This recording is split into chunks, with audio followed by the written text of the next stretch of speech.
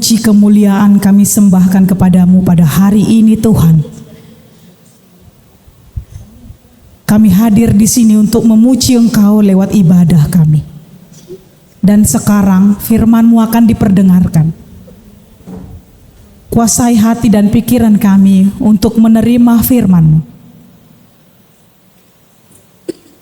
Berilah kepada hamba-Mu hikmat, agar firman-Mu dapat disampaikan dengan benar.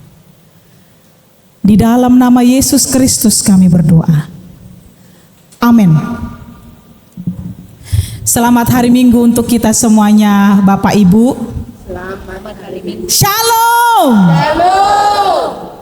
Masih pagi. Baru bangun tidur, jangan mau tidur lagi. Mari kita buka Alkitab kita Bapak Ibu.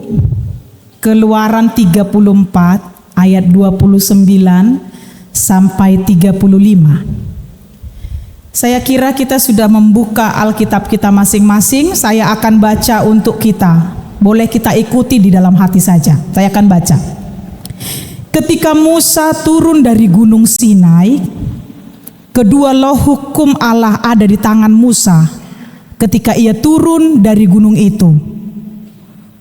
Tidaklah ia tahu bahwa kulit mukanya bercahaya karena ia telah berbicara dengan Tuhan.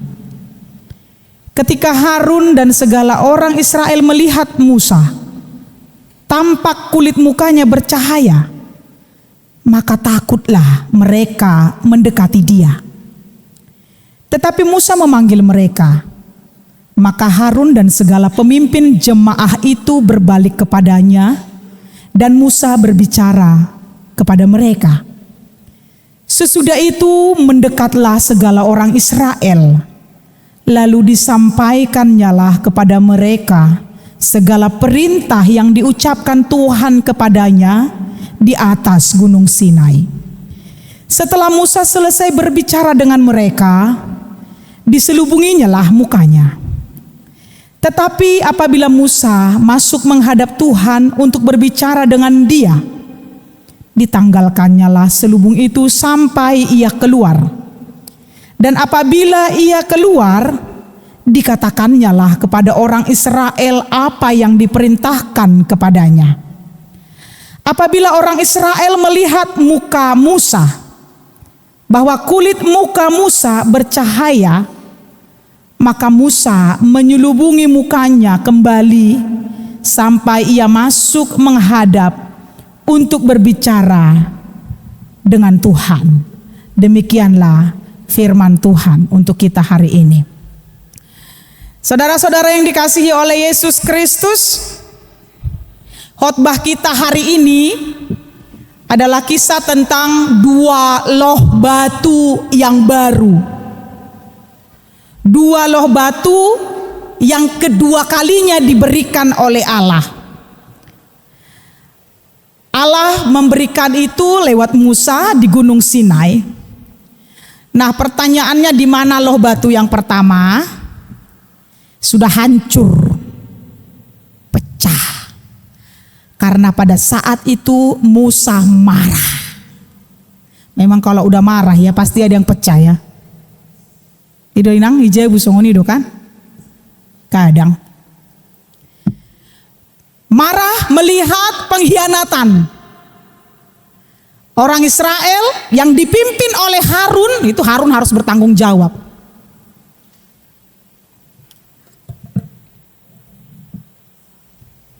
Ketika Musa naik ke gunung Sinai, tonggak kepemimpinan itu diserahkan kepada Harun dan para tua-tua. Tapi ketika dia naik, Harun bawa semua umat Israel itu mengkhianati Tuhan. Jadi hati-hati juga kepada pemimpin.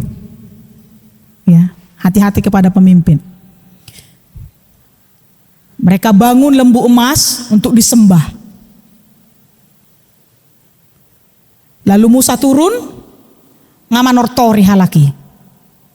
Manortori mekeliangi, mengelilingi lembu emas yang mereka bangun. Emosi, marah, manusiawi, kecewa. Akhirnya batu loh dilempar dan pecah. Itu batu loh mula-mula. Nah, dalam nats ini adalah yang kedua kali. Jadi untuk mendapatkan loh batu itu, Musa harus naik lagi ke Gunung Sinai. Nah, setelah dia naik ke Gunung Sinai, di sana diam selama 1 bulan 10 hari atau 40 hari 40 malam. Tidak makan roti dan tidak minum air, berarti dia berpuasa selama 40 hari 40 malam di Gunung Sinai. Di situ dia berbicara dengan Tuhan selama 40 hari. Dan ketika turun dari Gunung Sinai, apa yang terjadi? Wajahnya Musa berbeda. Wajahnya Musa berbeda, jadi bersinar, bercahaya. Sampai-sampai ketika dia turun ketemu sama Harun dan orang-orang Israel yang lainnya, mereka takut lihat wajahnya. Takut. Kalau enggak Musa memanggil mereka, pasti sudah pergi. Tapi karena dipanggil oleh Musa, lalu Harun dan yang lainnya berbalik mendekati Musa. Nah, saya lagi berpikir membayangkan Amanginang, Bapak Ibu, seterang apa wajahnya Musa pada saat itu? Se-shiny apa wajahnya? Se-glowing apa wajah Musa sehingga membuat orang takut. Hati-hati kalau terlalu glowing pun takut orang nengok. Itu juga itu mama-mama ya. Sini glowing, di sini. Ah, itulah itu. Ternyata kalau shiny itu berbeda ya. Bisa membuat orang takut kalau nggak tahu. Gitu.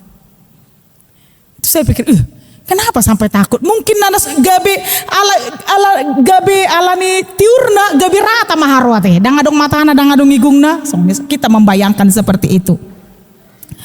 Tapi yang menjadi pertanyaan Amanginang ini, kenapa wajah Musa bercahaya? Kenapa wajah Musa itu terang sekali? Alkitab mengatakan dan mencatat wajah Musa menjadi bercahaya karena dia berbicara dengan Tuhan. Wajah Musa bercahaya karena dia bertemu dengan Tuhan. Keluar cahayanya. Jadi bukan karena pakai krim wajah.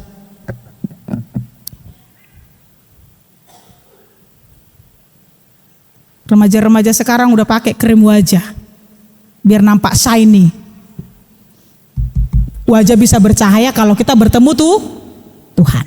Dengarkan ini. Nggak harus sayang. Nggak harus pakai yang macam-macam. Ya. Dan Alkitab juga mengatakan Amanginang, kalau Musa berbicara dengan Tuhan katanya tadi seperti seorang sahabat akrab ini. 40 hari 40 malam itu mereka berbicara seperti seorang sahabat. Berbeda dengan keadaannya ketika awal mula-mula Musa naik ke Gunung Sinai, dia harus menyelubungi mukanya. Tapi yang kedua kali ini ketika naik dia ke Gunung Sinai, dia tidak pakai lagi selubungnya. Karena apa?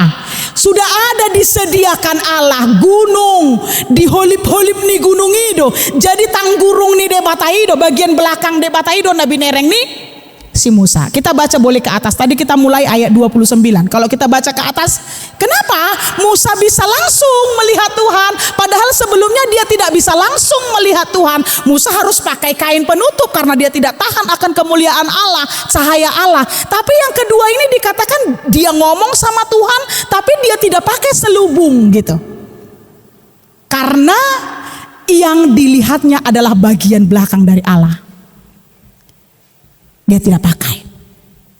Nah, saudara-saudara yang dikasihi oleh Yesus Kristus, berarti kalau kita lihat berbicara seperti seorang sahabat, Musa itu begitu dekat pada saat itu, intens sekali berbicara, dekat sekali, sehingga pengaruh Tuhan atas hidup Musa itu berdampak besar.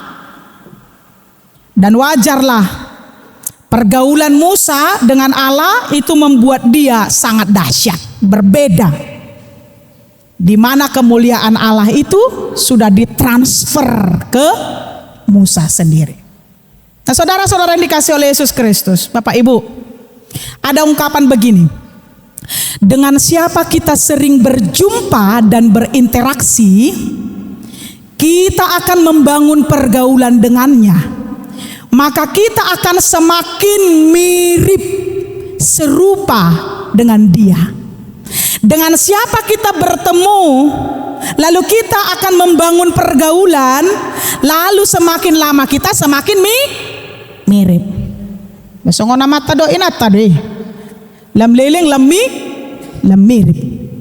Akadak ada anak na dijulut tapi molo sering do intens bergaul, makin lama kok mirip gitu. Dakolah rupana, pangalahona pe mirip do. Pangalahona. Jadi saya sepakat dengan perkataan itu. Saya setuju dengan ungkapan itu ya. Sebab di dalam pergaulan kita akan mempengaruhi satu dengan yang lain. Dan memang kita amanginang harus jujur bahwa manusia itu punya kecenderungan untuk mencontoh. Manusia itu punya kecenderungan untuk meniru. Mulai dari anak-anak, manusia itu gampang meniru, mencontoh. Apalagi mencontoh kalau dia sudah mengalaminya, pasti ditirunya. Itu sifat manusia, cenderung ke sana. Nah, itu fakta, saudara-saudara. Manusia itu dibentuk oleh lingkungannya. Dibentuk. Bahasa kita mah contoh nih. Alak Batak na tinggal di Bangkok. Ini mungkin besar di Bangkok. Lama-lama kita akan mirip seperti orang sini. Bahasanya, seleranya, gayanya, bicaranya gitu. Atau orang Batak yang lahir di Jawa. Dia akan tahu bahasanya, budayanya, seleranya, dia akan begitu. Padahal dia orang Batak, mungkin yang bahasa Batak tidak dipakainya. Jadi lingkungan itu membentuk kita, gitu. Nah, untuk itu saudara-saudara, benar apa yang dikatakan Salomo dalam Amsal 13 ayat 20 ini, dengarkan kamu orang muda. Barang siapa bergaul dengan orang bijak menjadi bijak. Tetapi siapa bergaul dengan orang bebal, malang sekali nasibnya. Bergaulah dengan orang yang benar. Gitu. Barang siapa yang bergaul dengan orang bijak. Dan itu juga yang diajarkan oleh Paulus sama Nginang. Apa katanya? Janganlah kamu sesat. Pergaulan yang buruk merusakkan kebiasaan yang baik. Pernah dengar itu kan? Pernah dengar? Pergaulan yang buruk merusakkan kebiasaan yang baik. Sebaik apapun seseorang diajari, ketika dia bergaul dengan orang yang salah, yang buruk, itu akan merusak yang baik. Nah, oleh karena itu saudara-saudara, berhati-hatilah membangun pergaulan. Apalagi kaum muda-mudi remaja sekarang ya, Inang ya. Hati-hati gitu ya.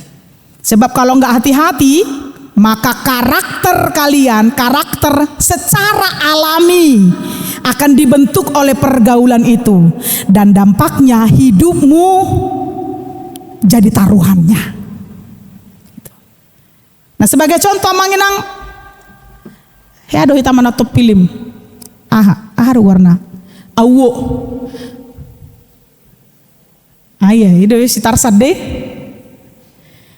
Dia hidup dan dibesarkan di hutan oleh kera.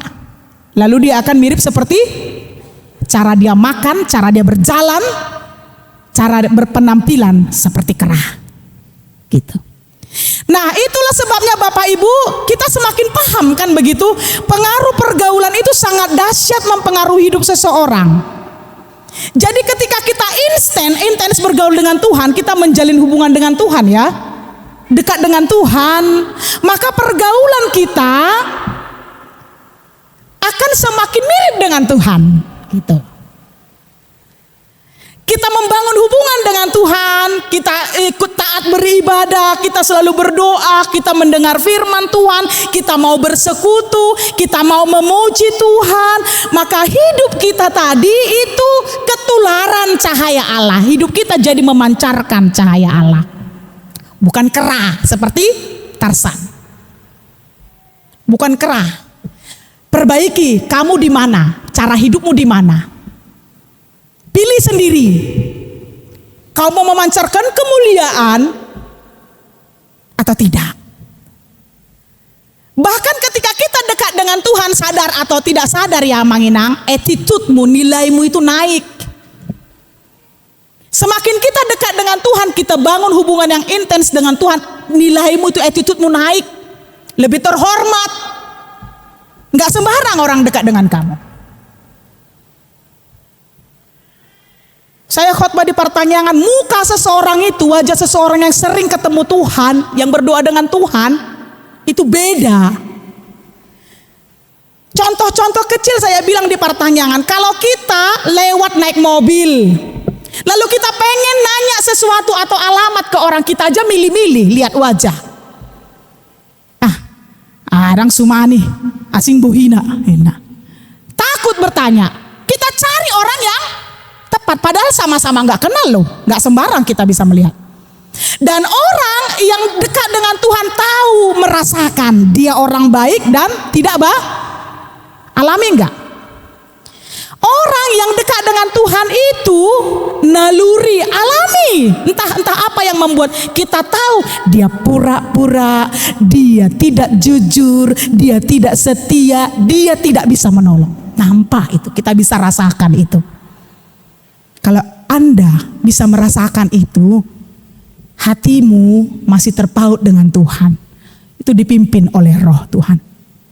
Wajah orang-orang yang rajin ke gereja beribadah setiap minggu pun itu pasti berbeda dengan orang yang tidak pernah sama sekali.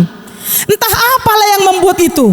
Pokoknya ketemu mereka itu yang diberkati Tuhan atau yang sering bertemu Tuhan, yang rajin berdoa, rajin beribadah, yang intens bergaul dengan Tuhan. Ketika kita bertemu dengan dia pasti rasanya senang gitu. Enak aja ketika ada dia, nyaman, tenang perasaan. Senang gitu sama mereka, dekat dengan mereka. Yang melihatnya pun enak, nyaman gitu.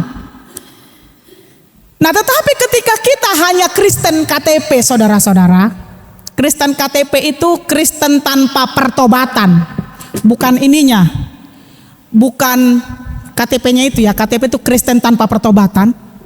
Kalau hanya di situnya kita, dak keamar minggu, dak keamar pungu bersekutu, tak pernah berdoa, malas, tidak mencerminkan hidup yang Kristiani, maka sudah pasti celah, cemooh, ejekan pasti dia terima. Dan yang lebih hebat lagi, bukan dia yang terhina, tapi Tuhan yang terhina. Karena dalam 2 Korintus 3 ayat 18 dikatakan, kita semua mencerminkan kemuliaan Tuhan dan muka yang terselubung dengan muka yang tidak terselubung. Dan karena kemuliaan itu datangnya dari Tuhan adalah Roh, maka kita diubah menjadi serupa dengan gambarnya dalam kemuliaan yang semakin besar. Epistel sinakingani jami tadi pertanyaan ade. Kita semua mencerminkan kemuliaan Tuhan dengan muka yang tidak berselubung. Jadi artinya Manginang, kalau kita tidak bangun hubungan dengan Tuhan, di wajah kita ini, inilah yang memancarkan sifat atau yang menunjukkan kita dicemooh sebagai orang Kristen. Makanya ada orang yang membenci orang Kristen gara-gara apa? Ya hidupnya tidak mencerminkan Kristen. Holan di KTP di mana? Kristen. Dan kita tengok lihat orang Kristen, berkristen Batak katanya kan. Hidupnya tidak mencerminkan Kristen.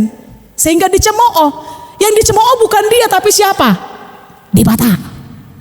Tuhan. Itulah itu. Yang disembah itu Yesus itu. Manusia menyembah manusia katanya. Ya hidup kita tidak mencerminkan itu. Nah saudara-saudara yang dikasihi oleh Yesus Kristus, rajin-rajinlah beribadah. Bangunlah pergaulan kita dengan Tuhan. Supaya engkau shiny, bercahaya, bersinar, glowing, tanpa harus pakai krim. Kalau teman kita bicara agama tetangga kita, dengan air wudhu wajahnya bisa bersih. Kalau kita ndak, datang kau ke gereja setiap hari Minggu, Karena itu adalah hal yang wajib. Wajib. Ketika kita tidak lakukan ibadah hari Minggu, kita berdosa. Karena titah keempat berkata seperti dua loh batu yang dibawa oleh Musa itu harus beribadah setiap hari Minggu. Wajib itu namanya. Dan di setiap hari Minggu akan diberikan kepadamu. Berekamu paruh kamu non molo manutup Minggu dah. Apa yang dikatakan? Tuhan menghadapkan wajahnya kepada kita, engkau. Tuh. Jadi kalau kita dihadapkan wajah Tuhan, sudah pasti transfer kemuliaan itu ada. Jadi malu sohya di mana Minggu dah kia di sodako de bata bohina tu bibana. Hulum do bohine. Rajin-rajin gereja, kita menerima cahaya kemuliaan Tuhan. Allah menghadapkan wajahnya lalu diberikan kepada kita. Ngeri sekali Amanginang. Kalau ada kita sebagai orang tua, tetapi wajah Tuhan tidak ada di muka kita ini. Nah dong buhini debata di hita, di ida kageleng ta. Saya bahasa Indonesia kan. Wajah kita tidak memancarkan kemuliaan Tuhan. Padahal kita sebagai orang tua, sebagai mama, sebagai bapak gitu.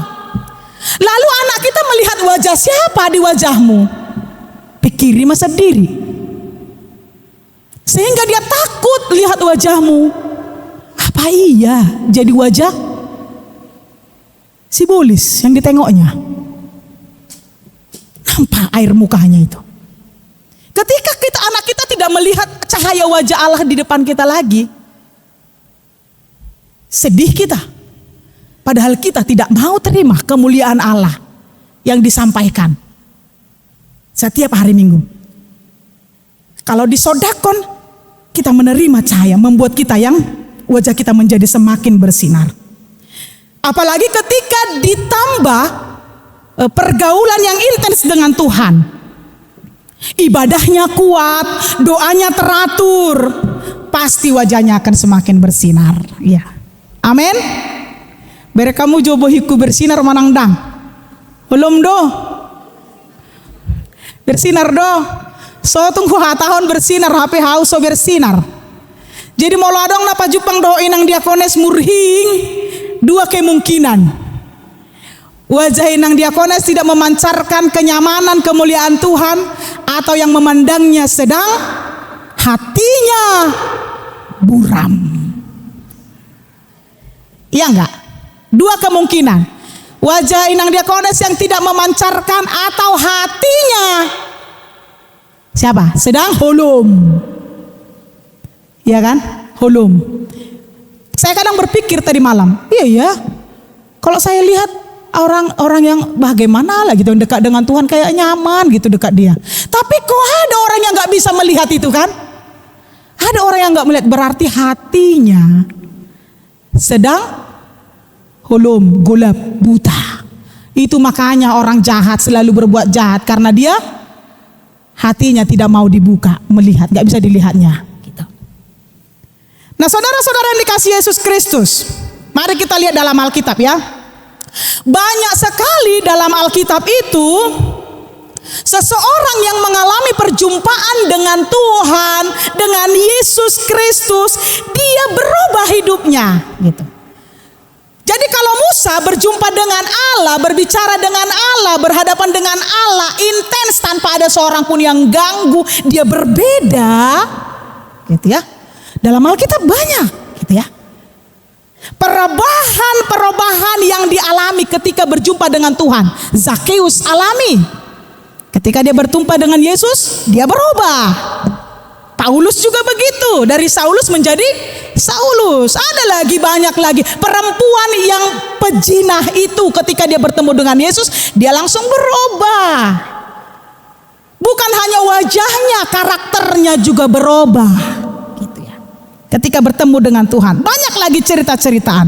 Mereka mengalami perjumpaan dengan Tuhan dan drastis berubah. Hidupnya berubah, wajahnya shiny, perilakunya shiny. Dan itu yang dialami oleh Musa sendiri. Ingat tidak, ketika Allah memilih Musa, apa yang dikatakan Musa?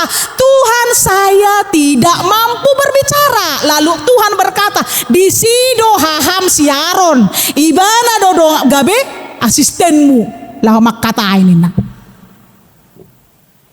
Berarti Musa sebenarnya takut, nggak mampu berbicara dengan orang Israel. Tapi ketika dia bertemu dengan Tuhan, inilah perilakunya ya. Pertama kali ketika dia bertemu dengan Tuhan, dia masih mengandalkan manusianya. Ditengoknya lembu emas itu dia pecahkan. Lalu dia pergi lagi. Selama 40 hari di sana turun-turun. Dia tidak lagi diwakilkan oleh Harun untuk berbicara kepada bangsa itu. Dia sendiri yang tegakkan hukum yang 10 itu dan aturan-aturannya. Keberanian itu muncul, perubahan terjadi. Bukan hanya wajahnya yang shiny, tapi perilakunya lebih berani. Hei orang muda, kalau kau memang mau lebih hebat, mentalmu lebih kuat, bangun di sini. Amanginang, akageleng tai. Tanpa kita sadar, gereja kita ini juga membangun mental-mental yang baik untuk anak kita. Supaya nanti kalau keluar dia dari sini, dia akan menjadi pemimpin-pemimpin. Di mana? Di kelompoknya, di sekolahnya, di organisasinya. Pasti berbeda. Orang yang sama sekali tidak di sini, ketika dia di luar, dia tidak mampu jadi pemimpin. Dia mungkin jadi polisi, dia mungkin jadi tentara, tapi dia tidak mampu menjadi pemimpin. Tapi ketika dia di sini, perhatikan anak kita masing-masing, dia mampu jadi pemimpin. Keberaniannya ada. Orang-orang yang tidak dekat dengan Tuhan, dia tidak mampu berbicara. Tapi kalau semakin dia dekat dengan Tuhan, auranya keluar, wajahnya shiny, attitude-nya naik, dia menjadi dihormati. Ayo orang muda, jangan malas-malas. Walaupun hanya sekedar duduk seperti PA seperti itu, perhatikanlah. Berbeda dengan orang yang tidak mau sama sekali, orang bebal tadi. Nah saudara-saudara, bangun hubungan intens dengan Allah. Supaya kita berubah. Yang terakhir, saudara-saudara, ayolah. Pergaulan, hubungan kita bangun dengan Tuhan Yesus Kristus. Supaya kemuliaan Allah itu terpancar dalam hidup kita. Dan perlu diingat saudara-saudara, Musa bukan hanya memiliki cahaya tadi, tapi dia lebih hebat, lebih berani tadi. Matius 5 ayat 16 mengatakan demikian. Hendaklah terangmu bercahaya di depan orang, sehingga mereka melihat perbuatanmu yang baik dan memuliakan Bapamu di sorga. Jadi kalau kita rajin ibadah, kita bangun hubungan intens dengan Tuhan, kita akan menjadi terang. Lalu ketika kita menjadi terang, maka Bapa kita akan dimuliakan. Gitu. Karena saudara-saudara, hari ini Minggu Estomihi ya. Kita sudah masuk minggu-minggu Passion Prapaskah.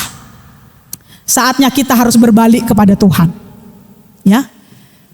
Datang kepada Tuhan. Sebab Dia adalah gunung batu kita.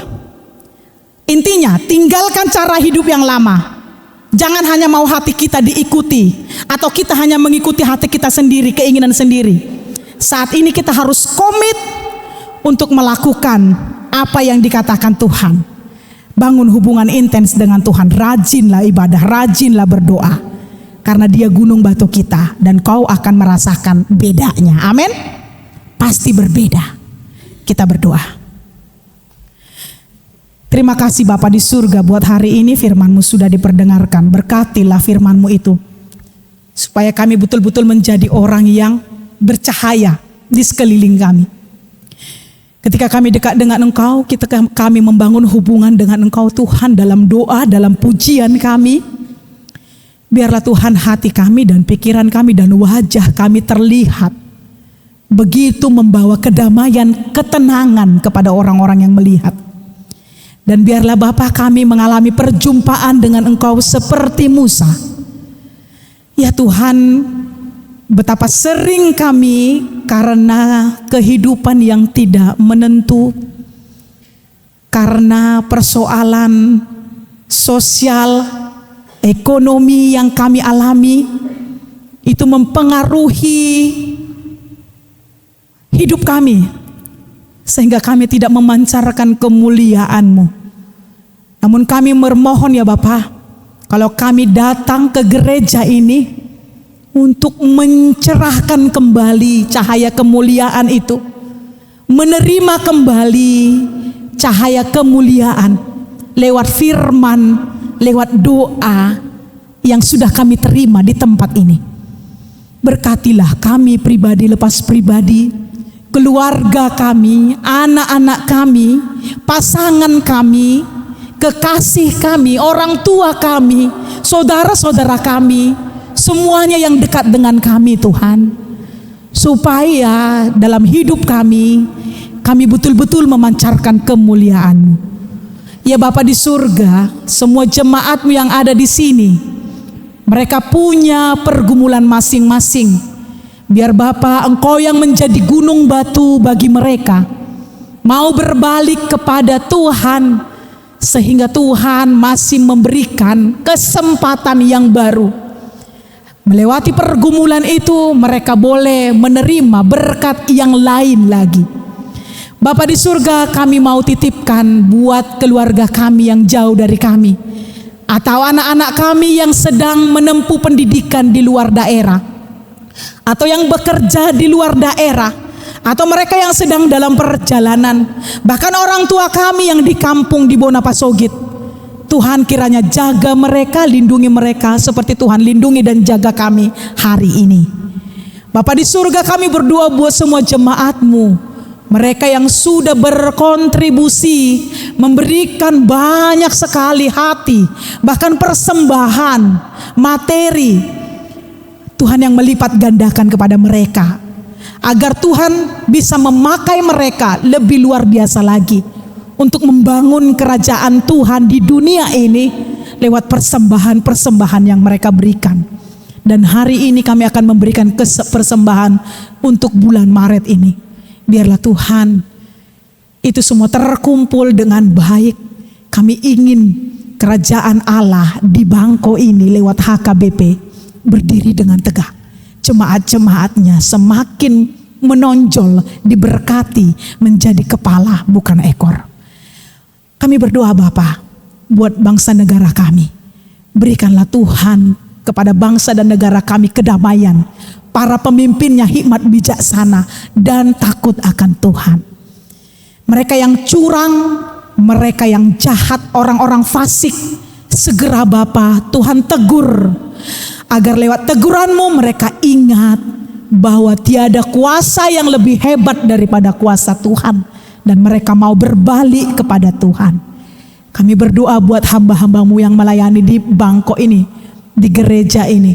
Berkatilah Tuhan pendeta, diakones, bahkan penatua, dan semua yang melayani di sini.